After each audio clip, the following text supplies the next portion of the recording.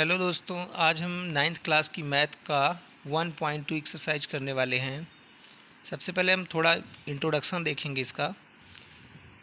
अपरिमेय संख्याएं क्या होती हैं, इर्रेशनल नंबर्स क्या हैं। 400 BC में जो है ग्रीस के महान गणितज्ञ पाइथागोरस को फॉलो करने वाले जितने मैथमेटिशियन थे, पाइथागोरस की डेथ होने के 21 साल बाद कुछ ऐसी संख्याओं को खोज निकाला जिन्हें हम P/Q के फॉर्म में नहीं लिख सकते थे। यही नंबर हमारी इर्रेशनल नंबर कहलाई, जिन्हें हम P/Q के फॉर्म में ना लिख सकें। तो इन मैथमेटिशियन ने कुछ ऐसे नंबर्स खोज निकाले जिन्हें हम P/Q के फॉर्म में नहीं लिख पा रहे थे। ये नंबर हमारी होंगी √2, √3, √5, √6, √4। ये हमारी रेशनल हो जाएगी, परमीय संख्या हो जाएगी, क्योंकि इसकी वैल्यू 2 फाइंड आउट होती है और 2 को हम ईज़िली 2/1 कर सकते हैं। P की जगह हमारा हो जाएगा 2 और Q की जगह हो जाएगा हमारा 1, इसलिए √4 एक रैशनल हो जाएगी। √7, √8, √10 और साथ में दे रखा है पाई को भी।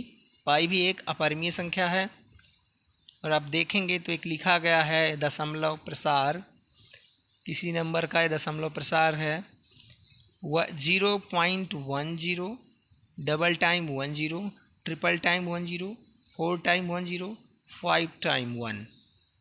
अगर आगे लिखा जाता तो 0 लिख करके फिर 6 टाइम 10 ऐसे लिखना पड़ता।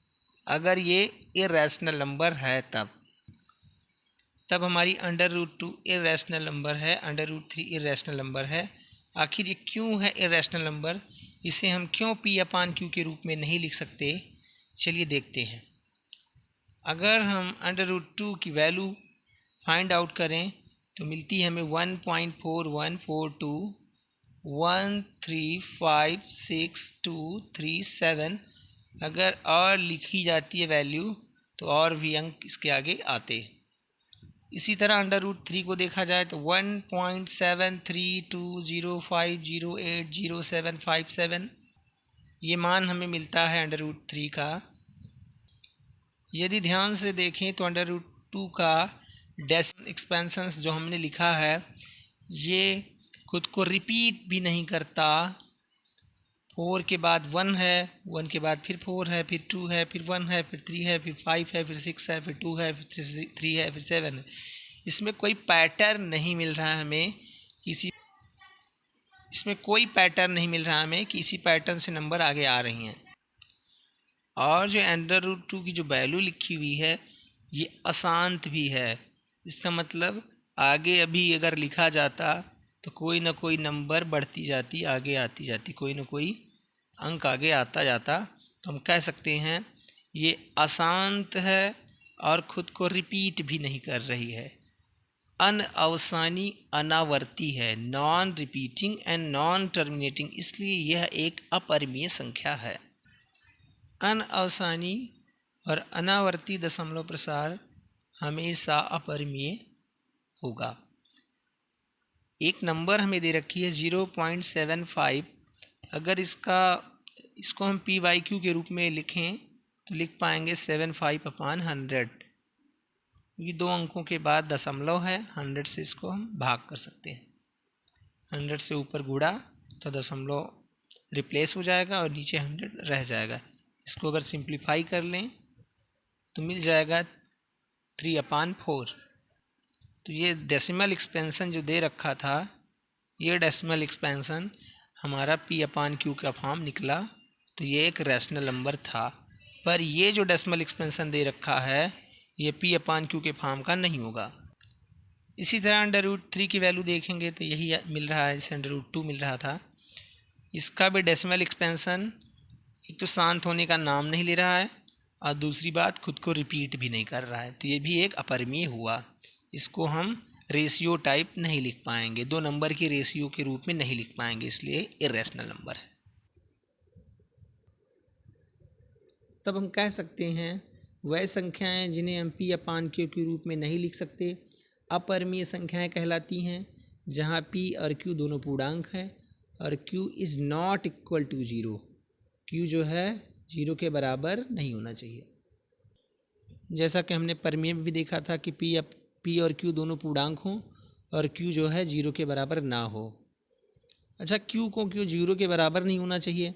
इसलिए क्योंकि अगर 4/8 दे दिया जाए तो हम कह सकते हैं 4 के 8 पार्ट्स करने हैं। अगर 4 के 8 इक्वल पार्ट किए जाएं तो एक पार्ट होगा हमारा, प्रत्येक पार्ट होगा हमारा 0.5। अगर इसके उल्टा हम बोल दें कि 4 के 0 पार्ट्स करो तो 0 पार्ट्स पॉसिबल नहीं होगा। इसलिए हम Q को कभी 0 के बराबर नहीं ले सकते। तो इरेशनल नंबर के उदाहरण हो गए √2, √3, हमने पीछे देखा क्यों है इरेशनल, √5, √6, ऐसे ही ढेर सारे उदाहरण हो सकते हैं। एक हमारी पाई भी है और इसमें हमने जो डेसिमल एक्सपेंशन लिख रखे हैं वो अनअवसानी, अनावर्ती हैं, non repeating and non terminating. अगले चैप्टर में हम बात करने वाले हैं, अगली प्रश्नावली में बात करने वाले हैं। पाई की वैल्यू होती है 22/7, सबको पता है। अगर पाई की वैल्यू 22/7 है तो पाई अपरिमेय क्यों है? क्योंकि P के जगह हमें मिल जाएगा 22 और Q के जगह मिल जाएगा हमें 7, तब फिर ये अपरिमेय क्यों होती है? हम अपने क्वेश्चंस में पाई की वैल्यू 22/7 रखते आए हैं, पर वास्तव में पाई का मान 22/7 नहीं होता। ये जो 22/7 लिखते हैं ये सन्निकट मान है, अप्रॉक्सीमेट वैल्यू रखते आए हम, ये अप्रॉक्सीमेट वैल्यू है। वास्तव में पाई का डेसिमल मतलब पाई का मान एक ऐसा डेसिमल एक्सपेंशन है जो non repeating and non terminating होता है। इसलिए पाई एक अपरिमेय संख्या है। अब हम देखेंगे किसी अपरिमेय संख्या को नंबर लाइन पर रिप्रेजेंट कैसे करते हैं। अपरिमेय संख्याओं का संख्या रेखा पर निरूपण देखेंगे। सामान्यतः हम सभी संख्याओं को नंबर लाइन पर निरूपित कर पाते हैं। जैसे हम सभी संख्याओं को नंबर लाइन पर निरूपित करते हैं वैसे ही अपरिमेय संख्या को निरूपित कर पाएंगे। जैसे √2 एक हमने अपरिमेय संख्या ले रखी है जिसका मान होगा 1.414213। अब ये सोच रहे हो ये नंबर होगी कहाँ? अगर 1 होती डायरेक्ट 1 पॉइंट ना होता कुछ तो हम यहीं कर देते, यही होगी ये नंबर हमारी। लेकिन अगर लिखा है 1.4 तो 1.4 यानी 0.5 बीच में होना चाहिए, तो 1.4 कहीं यहाँ और यहीं से बिल्कुल यहीं रिप्रेजेंट कर पाएंगे इसको हम। 1.4 लगभग थोड़ा आगे या थोड़ा पीछे 1.414213, इसका डेसिमल एक्सपेंशन कितना भी बड़ा क्यों ना हो लेकिन ये नंबर कहीं यहीं आसपास रिप्रेजेंट होगी। ये एग्जैक्ट देखने के लिए हमें जो है रूल्स पता होने चाहिए जिसे हम ये देखेंगे। अब हम देखेंगे √2 को कैसे रिप्रेजेंट करते हैं नंबर लाइन पर। इसके लिए हमें पाइथागोरस प्रमेय पता होनी चाहिए। पाइथागोरस प्रमेय है कर्ण पर बना वर्ग शेष दोनों भुजाओं पर बने वर्गों के योग के बराबर होता है। हमें जिस अपरिमेय संख्या को संख्या रेखा पर निरूपित करना होता है उसे हम दो पार्टों में तोड़ लेते हैं, आधार और लंब के भागों में। हम देखेंगे √2 किस नंबर का परफेक्ट स्क्वायर है, तो हमें मिलेगा √2 1 का परफेक्ट स्क्वायर है। 1 का स्क्वायर कर सकते हैं प्लस 1 का स्क्वायर कर सकते हैं। इसकी जो वैल्यू होने वाली है वो होगी 1 का वर्ग होगा 1 प्लस 1 का वर्ग 1 हो जाएगा, ये हो जाएगा √2। मतलब √2 को हम 1 आधार ले सकते हैं √2 के लिए और 1 लंब ले सकते हैं, तब हमारा कर्ण भी 2 होगा। तब हम 1 यूनिट लेंथ का एक बेस ड्रा करेंगे, 1 यूनिट लेंथ का, और 1 यूनिट लेंथ का एक परपेंडिकुलर ड्रा करेंगे। तब हमारा जो हाइपोटेनियस यानी कर्ण होगा उसकी लंबाई होगी √2। लेकिन समस्या ये है इस √2 को हमें नंबर लाइन पर लाना है। नंबर लाइन पर रिप्रेजेंट करने के लिए हम कंपास का सहारा लेंगे। पेंसिल की नोक हम यहाँ रखेंगे, कंपास का जो भाग है कांटा वाला उसको यहाँ रखेंगे, उसको हम चाप ले करके नंबर लाइन पर उतार देंगे। ये हमारी जो लाइन होगी ये हो जाएगी √2। इतनी लाइन चाप के अंदर अंदर की जो लंबाई होगी वो होगी √2। इसी तरह हम √3 को भी नंबर लाइन पर रिप्रेजेंट कर सकते हैं। √3 किसका परफेक्ट स्क्वायर होगी? तो आंसर है √2 का परफेक्ट स्क्वायर होगी √3। तो हम लिख सकते हैं √2 का स्क्वायर प्लस 1 का स्क्वायर। इस फॉर्म में इसे तोड़ना पड़ेगा। अब हमारा बेस हो गया √2, परपेंडिकुलर हो गया 1 और हाइपोटेनियस हो गया √3। अब हम √2 का बेस अगर खींचना पड़ेगा हमको, तब √2 का बेस खींचना पॉसिबल नहीं है, तो पीछे वाले फिगर का हम सहारा लेंगे। इसमें √2 ऑलरेडी खींचा हुआ है, इसी को हम बेस मान लेंगे और इस पर 1 यूनिट लेंथ का परपेंडिकुलर ड्रॉ करेंगे। 1 यूनिट लेंथ का परपेंडिकुलर, ये रहा हमारा यूनिट लेंथ का परपेंडिकुलर। और जब हम इसका हाइपोटेनियस ड्रा करेंगे तब हमारी ये लेंथ होगी √3। अब यही √3 लेंथ हम यहाँ से नंबर लाइन पर उतार लेंगे। इतनी लेंथ हो जाएगी हमारी √3। अब हम आते हैं अपनी एक्सरसाइज पर। एक्सरसाइज 1.1।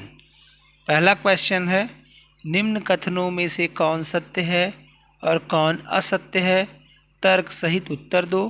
पहला है, प्रत्येक अपरिमेय संख्या एक वास्तविक संख्या होती है। हम अगर बात करें वास्तविक संख्या की, तो वास्तविक संख्या हमारा ऐसा सेट है जिसमें परिमेय भी होंगी और अपरिमेय संख्या भी होंगी। तो वास्तविक संख्या परिमेय और अपरिमेय दोनों हो सकती हैं। स्पष्ट है कि सभी परिमेय संख्याएं वास्तविक संख्याएं होंगी और सभी परिमेय संख्याएं भी वास्तविक संख्याएं होंगी। एक उदाहरण से समझते हैं। 5 एक वास्तविक संख्या है पर एक अपरिमेय संख्या नहीं है, परिमेय संख्या है। ठीक ऐसे ही √3 एक वास्तविक संख्या है पर परिमेय संख्या नहीं है, अपरिमेय संख्या है। तो वास्तविक संख्याएं कभी कभी परिमेय भी होंगी और कभी कभी अपरिमेय भी होंगी, लेकिन हमेशा परिमेय और अपरिमेय संख्याएं वास्तविक संख्या होंगी।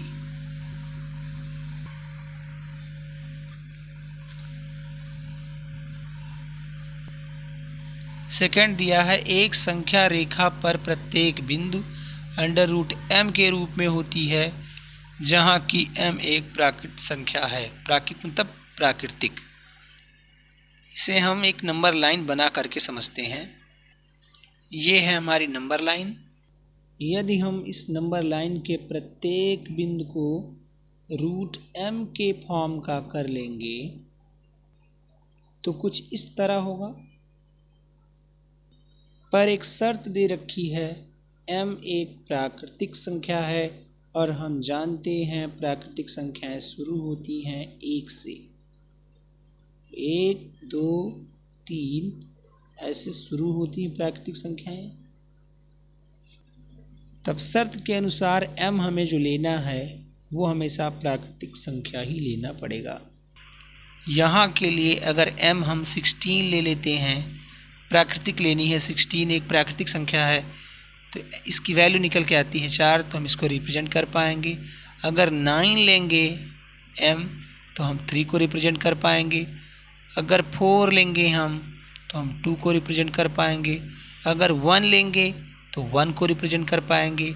अगर 0 लेंगे, पर 0 लेना नहीं है क्योंकि नेचुरल नंबर में 0 इंक्लूड नहीं है, नेचुरल नंबर में 0 होती ही नहीं है।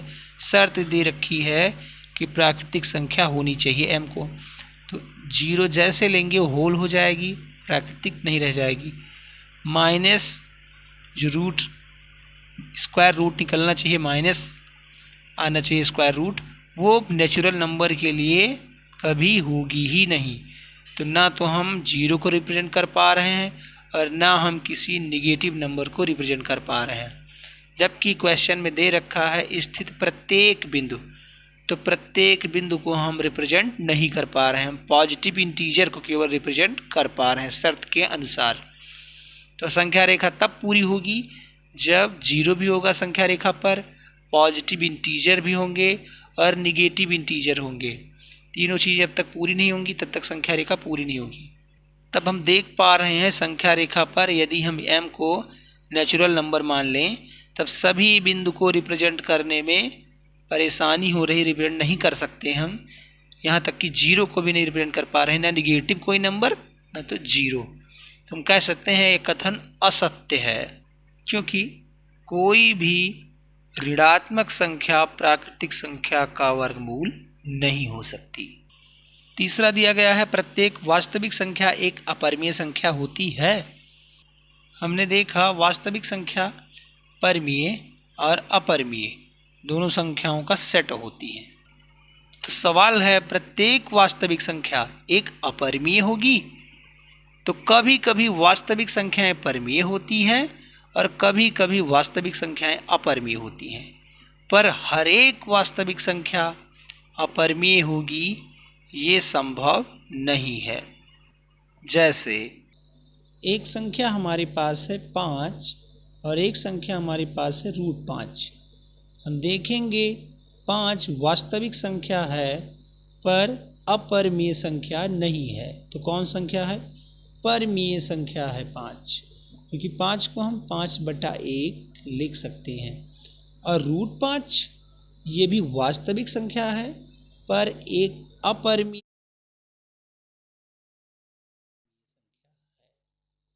तब प्रत्येक वास्तविक संख्या एक अपरिमेय संख्या होती है, ये स्टेटमेंट फॉल्स होगा। सेकंड क्वेश्चन है क्या सभी पूर्णांक के वर्गमूल अपरिमेय होते हैं? यदि नहीं तो किसी संख्या का उदाहरण देकर समझाओ जो परिमेय संख्या हो। सवाल है सभी पूर्णांकों के वर्गमूल। पूर्णांक मतलब 1 2 3 4 5 और इनका सबका वर्गमूल √1 की वैल्यू 1 हो जाएगी, √4 की वैल्यू 2 हो जाएगी, √9 की वैल्यू 3 हो जाएगी। तब ये तीनों संख्याएं हमारी परिमेय होंगी, रैशनल होंगी, और बाकी बची संख्याएं √2 √3 √5 ये अपरिमेय होंगी, इर्रेशनल होंगी। तो हम देख रहे हैं सभी पूर्णांक हमने लिए थे और सभी पूर्णांकों के वर्गमूल भी निकाले। किसी किसी का वर्गमूल जो है परिमेय हो रहा है और किसी किसी का वर्गमूल अपरिमेय निकल रहा है, क्योंकि √3 √2 और √5 का डेसिमल एक्सपेंशन जो वैल्यू आएगी वो होगी नॉन टर्मिनेटिंग, नॉन रिपीटिंग, अनवसानी, अनावर्ती, इसलिए अपरिमेय होगी। तब हम कह सकते हैं सभी पूर्णांकों के वर्गमूल हमेशा अपरिमेय नहीं होते, कभी कभी परिमेय भी होते हैं। तो यह कथन असत्य है, हमने उदाहरण के द्वारा समझा भी। अगला क्वेश्चन है दिखाइए कि √5 को किस प्रकार संख्या रेखा पर निरूपित किया जा सकता है। √5 को नंबर लाइन पर डिनोट करने के लिए हमें सबसे पहले देखना होगा √5 किसका परफेक्ट स्क्वायर हो सकती है। तो 2 का स्क्वायर हो सकता है प्लस 1 का स्क्वायर हो सकता है पाइथागोरस प्रमेय से। ये हमारा हो जाएगा हाइपोटेनियस, ये हमारा हो जाएगा बेस और ये हो जाएगा हमारा परपेंडिकुलर। इसके लिए सबसे पहले हम एक नंबर लाइन ड्रॉ करेंगे। यहाँ हमारा बेस 2 है, इसलिए हम 2 यूनिट लेंथ का एक बेस ड्रॉ करेंगे। और हमारा परपेंडिकुलर 1 है, इसलिए यूनिट लेंथ का एक परपेंडिकुलर ड्रॉ करेंगे। अब ये लेंथ हमारी हो जाएगी हाइपोटेनियस, जो होगी √5। अब इसी √5 लेंथ को हम कंपास के सहारे नंबर लाइन पर उतार लेंगे और ये हमारी लेंथ हो जाएगी √5। इसे हम दूसरे तरीके से भी ड्रॉ कर सकते थे। यूनिट लेंथ का हम बेस और यूनिट लेंथ का हाइपोटेनियस, तो यूनिट लेंथ का बेस और यूनिट लेंथ का परपेंडिकुलर, तो हमारा हाइपोटेनियस हो जाएगा √2 लेंथ का। फिर हम √2 लेंथ को बेस मानते हुए यूनिट लेंथ का परपेंडिकुलर फिर ड्रा करेंगे। फिर हाइपोटेनियस जो हमारा आएगा √3 आएगा। फिर यूनिट लेंथ का परपेंडिकुलर ड्रा करते हुए हम अगला हाइपोटेनियस √4 निकाल सकते हैं और √4 को लास्ट में बेस मान करके यूनिट लेंथ का परपेंडिकुलर ड्रा करके हम आराम से अपना लास्ट वाला जो हाइपोटेनियस मिलेगा हमें √5 लेंथ का होगा। और एक कंपास के सहारे निडिल यहाँ रख करके, पेंसिल की नोक यहाँ रख करके, ये लेंथ जो है इतनी पूरी लेंथ को हम नंबर लाइन पर उतार लेंगे। जो लेंथ हमारी आएगी वो होगी √5। ये रहा हमारा दूसरा तरीका इसी क्वेश्चन को करने का। अब एक लास्ट क्वेश्चन है, कक्षा के लिए क्रियाकलाप वर्गमूल सर्पिल की रचना। कागज की एक बड़ी शीट लीजिए और नीचे दी गई विधि से वर्गमूल सर्पिल स्क्वायर रूट स्पाइरल की रचना कीजिए। सबसे पहले एक बिंदु O लीजिए और एकक लंबाई का एक रेखाखंड OP खींचिए। एकक लंबाई वाले OP1 अब लंब रेखा P1 P2 खींचिए। देखिए आकृति 1.9। अब OP2 पर लंब रेखाखंड P2 P3 खींचिए। तब OP3 पर लंब रेखाखंड P3 P4 खींचिए। इस प्रक्रिया को जारी रखते हुए OPn-1 पर एकक लंबाई वाला एक रेखाखंड खींचिए। आप रेखाखंड Pn-1 Pn प्राप्त कर सकते हैं। इस प्रकार आप बिंदु O P1 P2 P3 P4 and so on Pn प्राप्त कर लेंगे और उन्हें मिलाकर √2 √3 √4 दर्शाने वाले एक सुंदर सर्पिल प्राप्त कर लेंगे। बिल्कुल, हमने अभी जितने क्वेश्चन किए हैं इसी स्क्वायर रूट स्पाइरल का यूज करके किया है। अभी जो पिछला क्वेश्चन मैंने बताया था आपको वो स्क्वायर रूट स्पाइरल वाला ही था। स्क्वायर रूट स्पाइरल यहाँ केवल √5 तक हमने ड्रॉ किया था। ये देखा जाए तो स्क्वायर रूट स्पाइरल ही है। आपको करना क्या होगा, यूनिट लेंथ लेकर के आप फिर खींचेंगे तो √6 आपको मिल जाएगा। फिर यूनिट लेंथ लेंगे आप तो √7 मिलेगा।